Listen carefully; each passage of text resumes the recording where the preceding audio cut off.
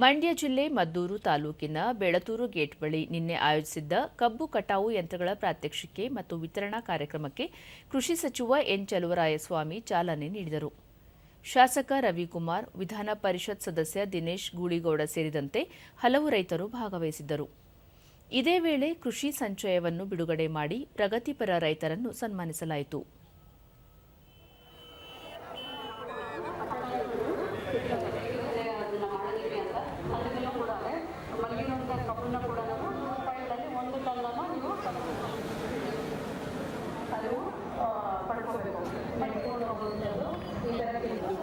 ಕಟಾವಿನವರಿಗೆ ಯಾಂತ್ರಿಕ ಕಣ್ಣಿನ ಕಬ್ಬಿನ ಬಿತ್ತನೆಯನ್ನು ಕೂಡ ಈ ಒಂದು ನಾಟಿ ಮಾಡಬೇಕು ಅಂತ ಹೇಳಿ ನಾನು ಹೇಳಿರುವಂತ ನಮ್ಮ ಕೃಷಿ ಸಚಿವರು ಹಾಗೂ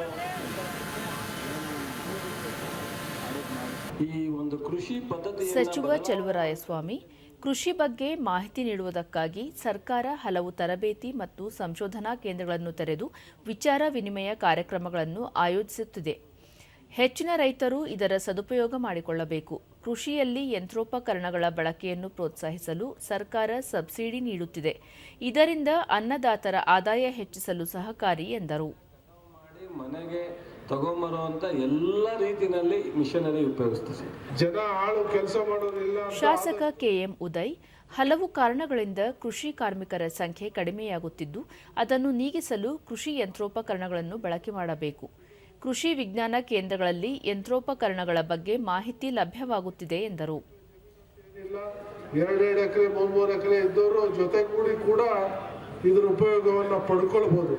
5 ಸಾಲ ಅಂತರದಲ್ಲಿ ದೂರದರ್ಶನದೊಂದಿಗೆ ಕೃಷಿ ಇಲಾಖೆಯ ಜಂಟಿ ನಿರ್ದೇಶಕ ಅಶೋಕ್, ಕಬ್ಬು ಕಟಾವು ಯಂತ್ರವನ್ನು ಖರೀದಿಸುವ ರೈತರು ಮತ್ತು ಸಂಘ ಸಂಸ್ಥೆಗಳಿಗೆ ಸರ್ಕಾರ ಸಬ್ಸಿಡಿ ನೀಡುತ್ತಿದೆ.